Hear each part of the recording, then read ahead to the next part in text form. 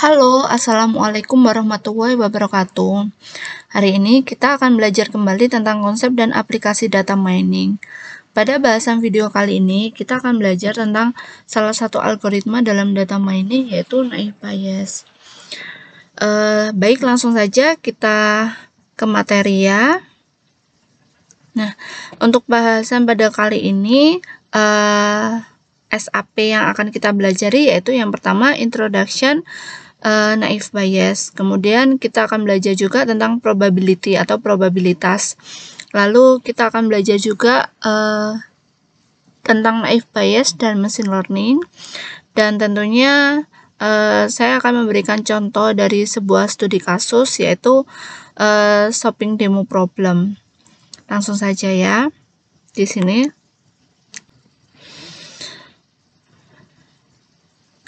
Kita introduction naive Bayes dulu ya. Jadi yang pertama, classify data according to Bayes theorem for strong independency. Yang artinya yaitu teori Bayes dilakukan dengan cara melakukan klasifikasi data berdasarkan independensi yang kuat. Independensi yaitu sebuah keadaan atau posisi yang memiliki ciri-ciri dan faktor-faktor yang kuat. Kemudian, estimates probability of event based on prior condition, yaitu setiap kali melakukan estimasi terhadap probabilitas atau kemungkinan, dia dilakukan berdasarkan dari kondisi sebelumnya. Nah, assuming condition hold true when feature have similar value, dengan asumsi kondisi tersebut bernilai benar dan memiliki feature yang seperti kemarin ya, seperti materi sebelumnya, feature atau gambaran yang memiliki nilai-nilai yang similar atau yang hampir mirip, hampir sama.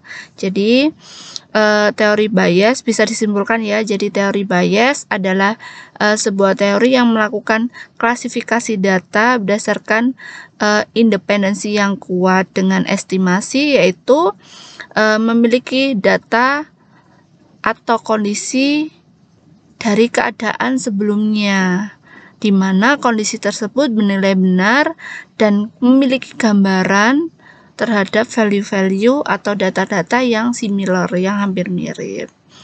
Jadi seperti itu. Kita lanjutkan, next. Selanjutnya, ini saya punya 2 buah koin sebagai studi kasus ya. Di sini ada 2 sisi mata uang. Jadi yang satunya head, yang sisi yang lainnya tail. Nah, dari kedua mata uang ini kita bisa membuat sebuah probabilitas kemungkinan sisi mata uang yang akan muncul. Ada 4 probabilitas, yaitu head with head with tail with head, dan tail with tail. Nah, dari keempat probabilitas ini kita bisa mendapatkan kesimpulan gitu ya. Nah, yang pertama probabilitas untuk mendapatkan 2 head atau getting to head ini adalah 1/4. Nah, angka ini diperoleh dari mana? Probabilitas getting to head. Nah, dari keempat probabilitas ini yang bisa membuat atau yang memunculkan 2 head adalah ini. Yang pertama, probabilitas yang pertama, head with head. Nah, dari 4 probabilitas. Jadi, kesimpulannya adalah angka 1/4 ini dilihat dari probabilitas yang muncul dibanding dengan keseluruhan probabilitas yang memungkinkan terjadi. Nah, untuk selanjutnya yang kedua adalah probabilitas at least one tail. Jadi, probabilitas kemungkinan yang muncul adalah 1 tail atau 1 sisi mata uang yang berlainan. Nah, kenapa ini angkanya 3/4? Karena di sini kita lihat at least one tail, dia tidak menjelaskan apakah tail itu ada di depan atau di belakang, atau telnya itu di sisi mata uang yang pertama atau yang mata uang yang kedua. Tapi di sini probabilitas atau kesimpulannya itu bilang at least ada satu. Nah, kita lihat di sini ketika ada at least ada satu, di sini ada tiga kemungkinan, yaitu head with tail with head, dan tail with tail. Nah, di sini kan muncul ada 3 kemungkinan dari 4 kemungkinan yang ada. Jadi ini nilainya 3/4. Nah, yang selanjutnya ini agak lebih detail, yaitu probabilitas second coin being head given first coin is tail. Jadi probabilitas kemungkinan adalah koin yang kedua head berbanding dengan first coin is tail. Nah, di sini angka 1/2. Kita lihat di sini ya. Second coin being head. Berarti kita lihat yang koin yang kedua adalah head. Di sini koin yang kedua adalah head adalah ini. Nah, satu probabilitas yang pertama dan probabilitas yang ketiga. Sedangkan first coin is tail adalah hanya ini saja. Berarti di sini 1 berbanding 2. Berarti probabilitasnya adalah probabilitas B dengan A gitu ya, atau probabilitas A dengan B. Nah, nanti kita bahas bedanya A dengan B, lalu probabilitas B dengan A itu seperti apa gitu ya. Nah, dari second coin being head ini kita bisa menyimpulkan yang menjadi variabel yang A atau probabilitas A yang mana. Nah, probabilitas A adalah yang first coin is tail, ada 1, sedangkan probabilitas yang B adalah head gitu ya, second coin is head gitu.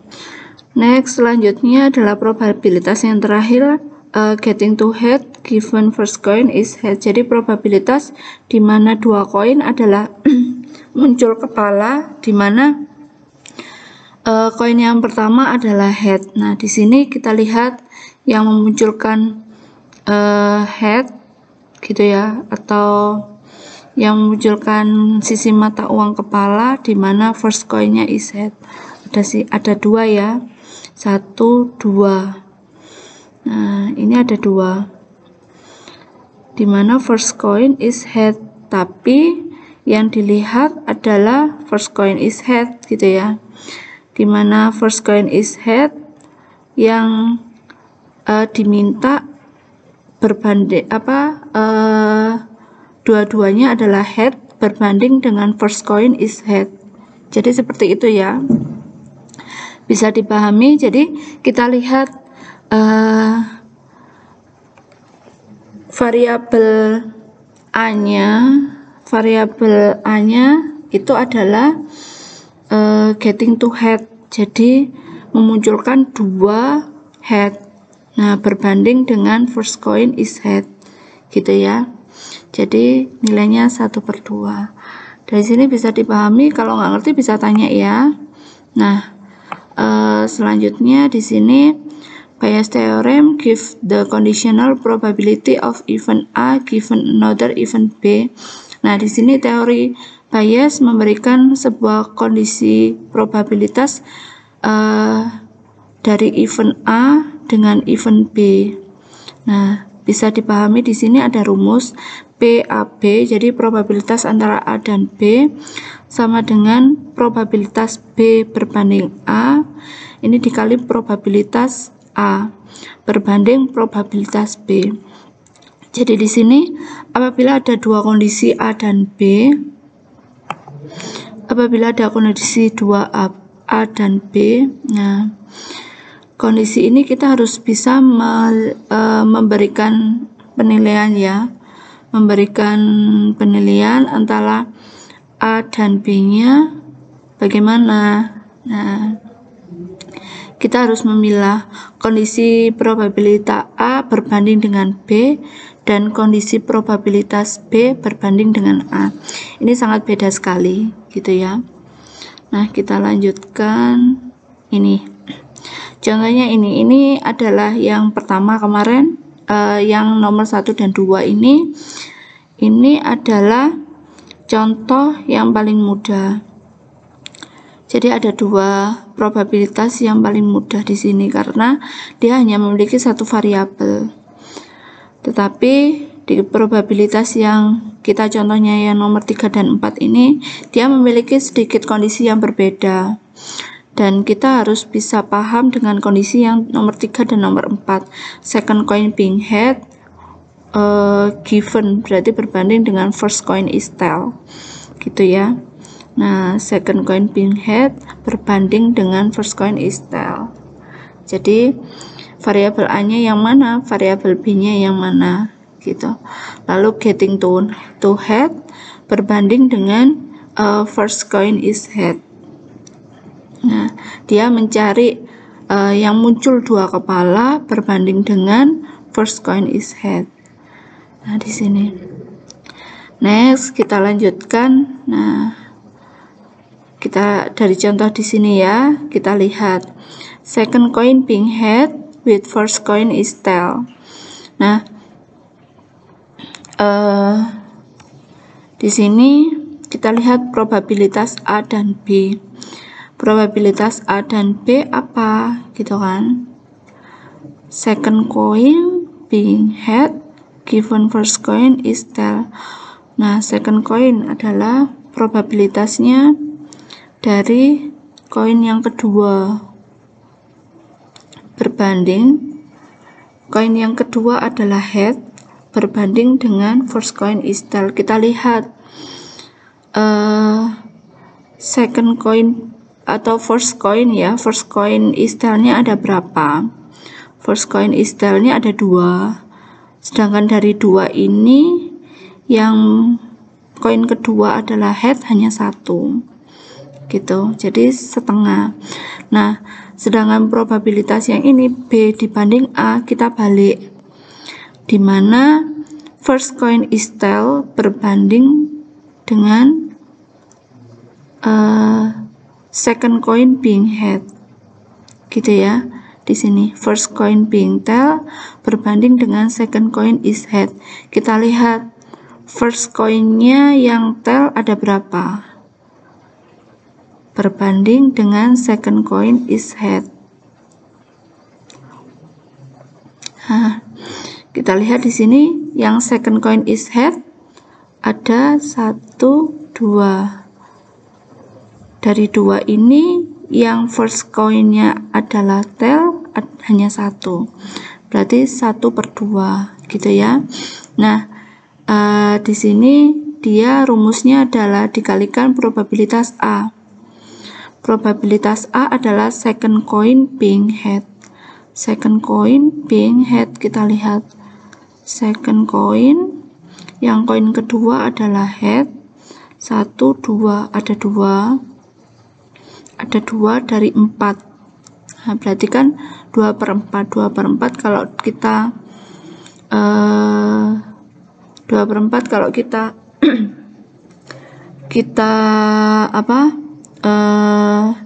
kita sederhanakan menjadi setengah, gitu ya. Nah, jadi ini kesimpulannya adalah setengah 1/2 dikali 1/2 dibagi 1/2. PB-nya adalah first coin being tail. First coin being tail adalah di sini kita lihat first coin yang pertama adalah tail. Di sini ada 2. Sama ya, berarti 2/4 jika disederhanakan menjadi 1/2. Nah, jawabannya adalah 0,5 atau 1,2. Berarti probabilitas dari second coin being head given first coin is tail adalah 1/2 atau 0,5. Jadi begitu perhitungannya. Nah, lanjut. Baik, kita lanjutkan. Nah, di sini kita bisa memberikan kesimpulan bahwa Bayes' theorem basically calculates the conditional probability of the occurrence of an event based on prior knowledge of condition that might be related to the event. Jadi teori Bayes pada dasarnya melakukan perhitungan berdasarkan kondisi probabilitas bersyarat, gitu ya, yang didasarkan dari knowledge atau pengetahuan dari kondisi sebelumnya yang berelasi, gitu ya. Nah, untuk selanjutnya saya akan memberikan contoh detail tentang online shop, gitu ya. Jadi demo online shop dengan menggunakan naive Bayes. Nah, sebelumnya kita pelajari dulu di mana sih letak naive Bayes. Nah, kemarin kita sudah belajar tentang data mining, gitu ya, data mining dan machine learning, gitu ya, sebagian machine learning. Nah, di sini machine learning atau data miningnya, nah ada dua kategori. Kemarin kita sudah belajar tentang supervised learning dan unsupervised learning. Nah, supervised learning ini terdiri dari dua kategori, classification sama regression. Kita juga sudah belajar tentang classification dan regression. Nah, naive Bayes terletak di mana? Naive Bayes termasuk di dalam sebuah classification, letaknya di sini. Jadi bisa dipahami ya. Nah, untuk selanjutnya, di mana sih naive Bayes itu digunakan? Yang pertama, kita bisa menggunakan naive Bayes untuk metode pengenalan wajah atau face recognition, di mana naive Bayes melakukan sebuah pengelompokan, gitu ya, berdasarkan kemiripan. Nah, di sini bisa kita lihat kemiripan dari knowledge yang mereka miliki. Kemudian untuk melakukan prediksi cuaca, weather prediction. Nah, di sini kita bisa melihat apakah cuacanya mendung atau hujan atau cerah. Nah, berdasarkan dari apa? Berdasarkan dari data-data yang sudah mereka miliki, gitu ya. Next, kita bisa menggunakan naive Bayes untuk medical diagnosa. Nah, biasanya kalau menggunakan naive Bayes untuk pendidikan atau diagnosa medis, ini kita bisa menggunakan dengan sistem PACAR. Nah, di sistem PACAR di sana kita hitung probabilitas kemungkinan pasien A menderita sebuah penyakit berdasarkan tingkat kategori dan bobotnya. Kemudian naive Bayes untuk melakukan sebuah klasifikasi terhadap artikel. Nah, ini juga bisa dilakukan dengan naive Bayes. Nah, selanjutnya adalah ini seperti yang sudah saya jelaskan di awal, saya memberikan contoh tentang shopping demo, atau contoh dari problem statementnya adalah shopping demo. Nah, di sini kita bisa melakukan prediksi atau to predict whether a person will purchase a product on specific combination of day, discount, and free delivery using naive Bayes classifier. Nah, di sini kita bisa melakukan prediksi apakah seseorang itu akan membeli sebuah produk berdasarkan spesifik kombinasi hari, diskon, sama free ongkir atau free delivery. Nah, berdasarkan hari kita bisa lihat atau kita bisa bedakan menjadi 3 variabel, yaitu weekdays, weekend, dan holiday.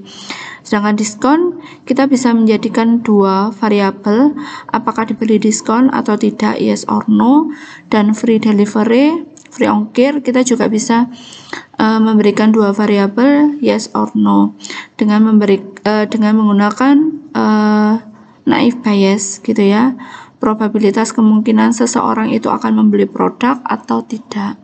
Jadi nanti kita bisa menentukan probabilitas seseorang itu memberi produk atau tidak berdasarkan 3 variabel ini, day, discount, and free delivery. Kita lanjutkan ya, next. Nah, ini saya punya sebuah dataset. Sebenarnya ini datasetnya ada 30 row atau 30 record data. Nanti datanya akan saya share di GitHub, gitu ya. Nah, ini saya punya sebuah dataset, lalu terdiri dari variabel ya, 3 variabel, dan kemungkinan purchase-nya atau kemungkinan buy-nya ya atau tidak.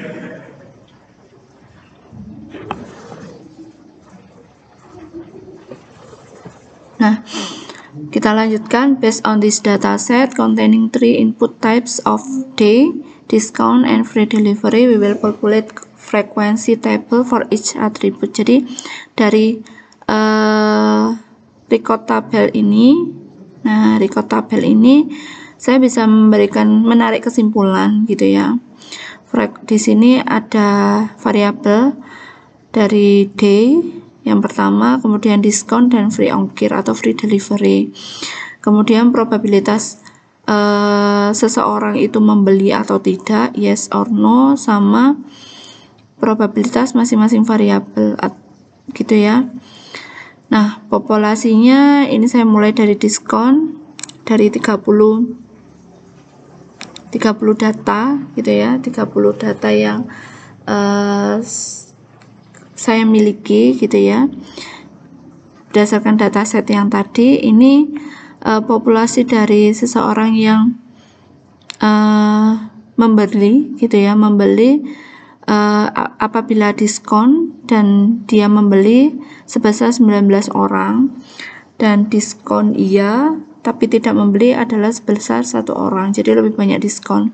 Kemudian no with yes, nah ini diskonnya no dan buy-nya yes, ini ada sebesar 5 orang, sedangkan no with no adalah 5 orang. Kemudian frekuensi dari variabel free delivery, ini ada frekuensi yes with yes adalah 21 orang, frekuensi no with yes adalah 3 orang. Jadi maksudnya no dan yes adalah free delivery-nya no, jadi tidak ada potongan free delivery, tetapi customer itu membeli adalah sebesar 3 orang. Nah, kemudian free delivery yes, tapi customer itu tidak membeli adalah sebesar 2 orang. Dan no with no tidak sama sekali, tidak ada potongan dan tidak ada pembelian gitu ya, customer tidak membeli, adalah sebesar 4 orang. Ini populasinya ya. Nah, kemudian next di tabel day kita punya 3 varian, weekday, weekend, dan holiday. Nah, masing-masing varian kita bisa memberikan kesimpulan atau kita bisa menyimpulkan apakah seseorang itu membeli produk atau tidak gitu ya. Dari weekday dan yes sebesar 9 orang, dan weekday tidak membeli atau weekday no adalah 2 orang.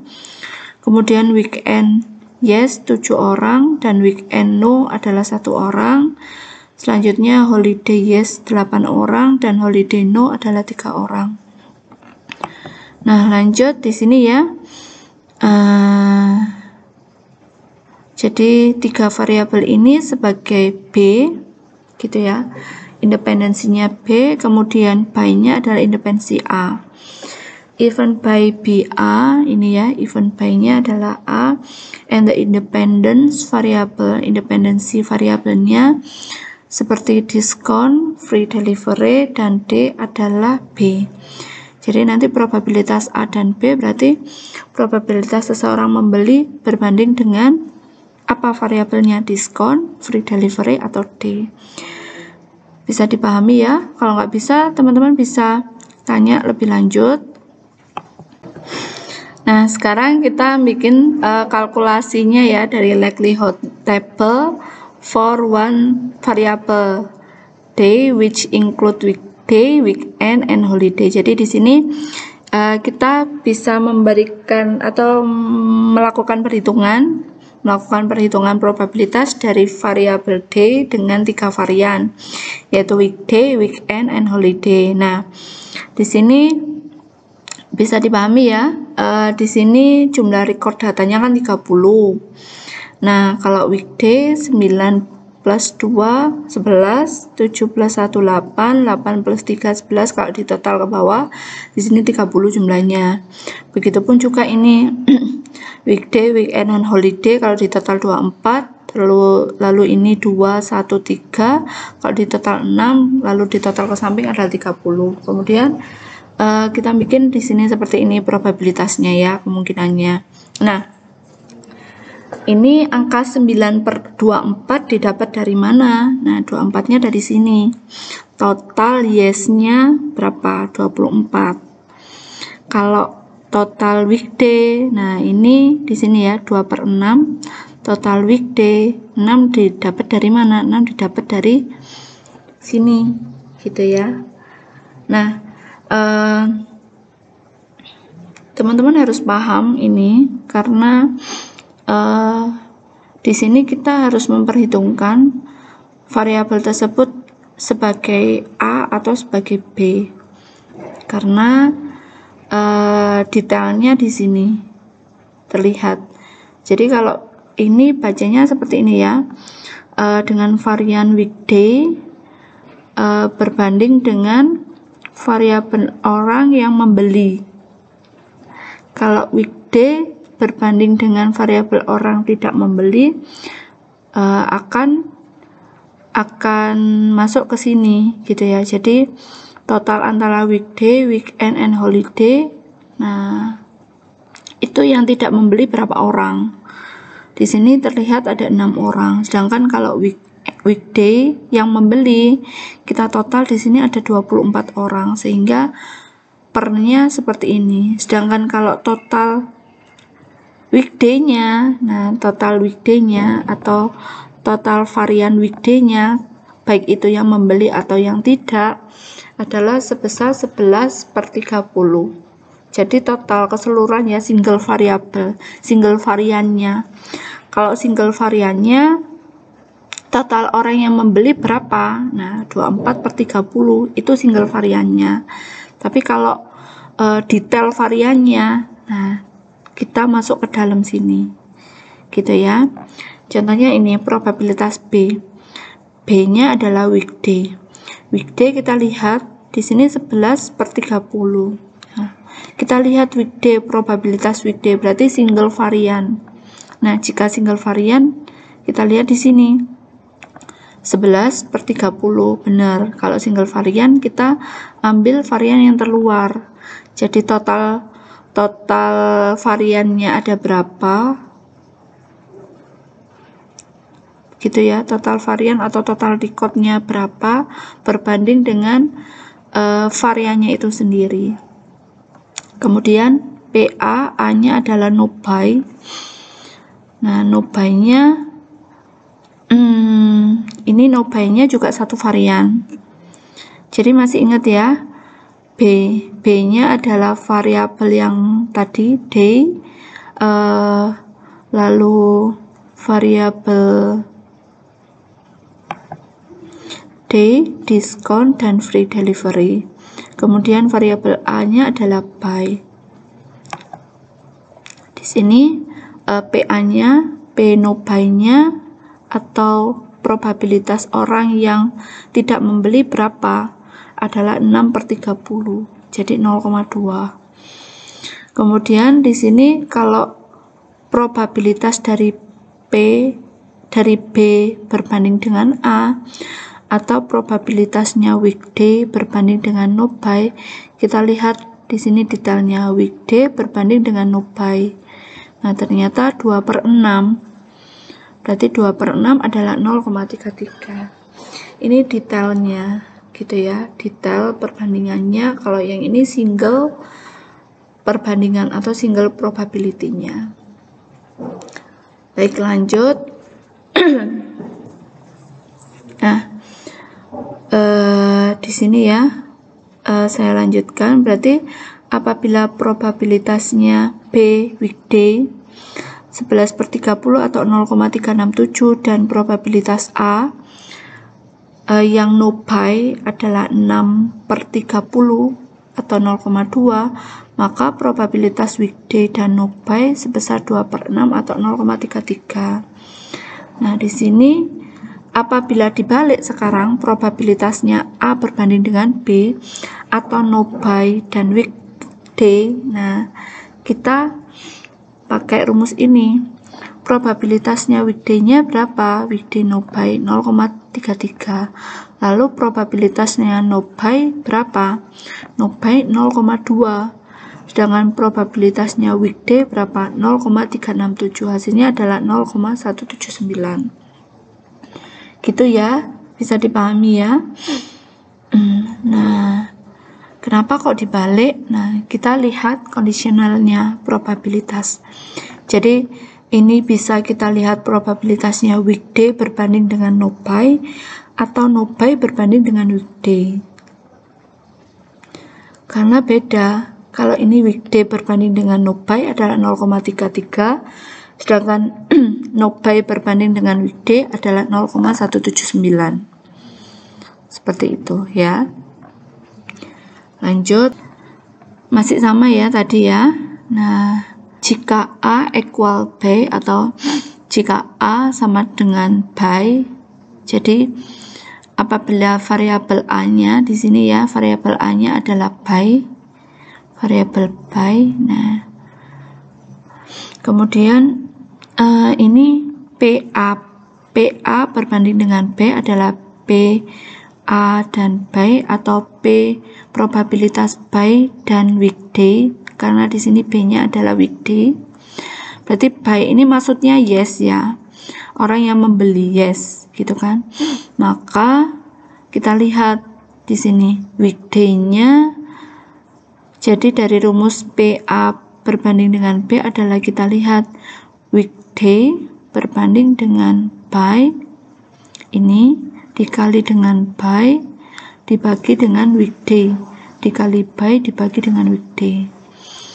Hasilnya adalah 0,375 kali 0,8 berbanding dengan 367, atau hasilnya 0,817. Nah, jadi kita bisa memberikan kesimpulan, ini tadi yang PA-nya buy sebesar ini ya 0,817, sedangkan PA-nya yang not buy, adalah 0,179.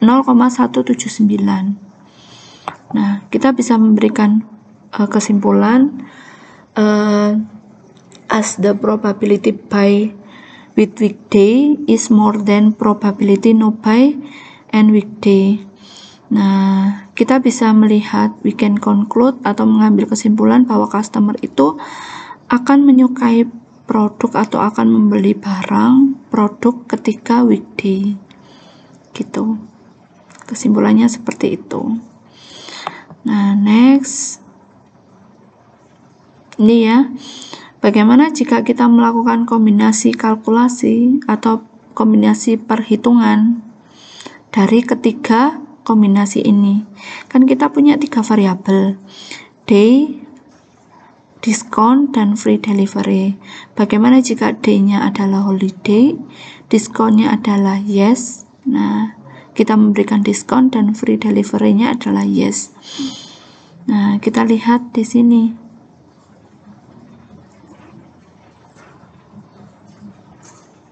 Nah, kita lihat di sini ya, tabel frekuensinya. Nah, teman-teman juga bisa bikin seperti ini. Nah, singlenya sama detailnya seperti apa. Oke, sampai di sini. Nah, ini probabilitas A, B. Jika A adalah no buy atau tidak membeli, bagaimana? Nah, PA atau probabilitas no buy dan diskon, yes. Terus B-nya adalah free delivery, yes. Dan B-nya adalah holiday, D-nya adalah holiday. Jadi yang probabilitas B-nya, varian B-nya ini bisa banyak. Kemudian kita breakdown ke bawah. P diskon yes, berapa? 1/6. Probabilitas free delivery yes, berapa? 2/6. Probabilitasnya D adalah holiday, 3/6. Lalu probabilitasnya all ya, probabilitas all no buy-nya berapa? 6/30. Nah, lalu P diskonnya yes, berapa probabilitas keseluruhan diskon? Yes adalah 20. Lalu P probabilitas free delivery-nya yes adalah 23/30. Nah, diingat kalau single berarti dia ada berbandingnya dengan keseluruhan record, gitu aja sih simpelnya ya. Lalu PD-nya holiday adalah 11/30, hasilnya adalah 0,178 maksud saya ya. Nah, lalu bagaimana jika let atau bagaimana jika varian A-nya adalah buy? Sama ya, jika varian A-nya buy kita tinggal cari gitu ya. Nah, di sini ini tadi yang no buy. Nah, kalau diskonnya yang no buy berdasarkan diskonnya yes, free delivery yes, dan D-nya holiday. Nah, kemudian ini jika A-nya buy berdasarkan dari diskonnya yes sama variannya D-nya holiday, free delivery-nya yes. Nah, maka apa hasilnya? Ternyata hasilnya adalah 0,986. Berarti bisa disimpulkan bahwa dari studi kasus ini kemungkinan orang yang membeli lebih banyak daripada yang tidak membeli. Gini ya, shopping demo resultnya, probability of purchase adalah 0,986, sedangkan probabilitas dari yang no purchase atau tidak membeli adalah 0,178. Ini kita membuatnya dari normalisasinya ya. Nah, jadi bisa ditarik kesimpulan summary total probabilitasnya adalah dari ini ya, yang membeli dan tidak membeli adalah sebesar 1,164. Nah, berarti dari sini kita bisa lihat kemungkinan probabilitas dari customer yang membeli berapa gitu ya. Jadi 0,986 berbanding dengan 1,164 adalah sebesar 84,71%. Ini dikalikan 100% ya. Kemudian probabilitas dari orang yang no purchase atau tidak membeli berapa? 0,178 berbanding dengan 1,164 atau 15,29%. Jadi kita bisa menarik kesimpulan bahwa rata-rata customer membeli produk itu dengan yang pasti di waktu holiday harinya dengan diskon dan free delivery gitu ya. Nah, ini kondisinya. Jadi dari keseluruhan dataset yang kita miliki, kita bisa memberikan ini ya datasetnya dari mulai awal, ini dataset, kemudian kita melakukan perhitungan, kita pilah-pilah, kita containing gitu ya, kemudian kita cari variabelnya mana yang A, mana yang B, lalu kita hitung kalkulasi. Nah, kalkulasi probabilitasnya per masing-masing variabel dan varian, kemudian kita hitung, calculate per masing-masingnya sampai jadi seperti ini. Kita bisa memberikan kesimpulan rata-rata.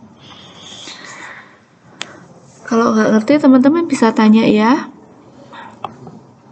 Nah, di sini kita bisa memberikan kesimpulan dari keuntungan memakai algoritma naive Bayes ini. Yang pertama, very simple and easy to implement. Saya rasa sih cukup mudah gitu ya, dengan membuat naive Bayes, dengan menggunakan naive Bayes ini, karena kita hanya menghitung kemungkinan probabilitas. Contoh sederhananya seperti dua mata koin yang tadi. Kemudian netlist training data, kita tidak membutuhkan data training gitu ya, atau sedikit data training. Data training ini maksudnya adalah data yang akan kita lakukan uji coba. Kemudian adalah handles both continuous and discrete data. Nah, kita bisa menangani data yang sifatnya continuous atau continue maupun data discrete gitu ya. Highly scalable with numbers of predictors and data point. Nah, di sini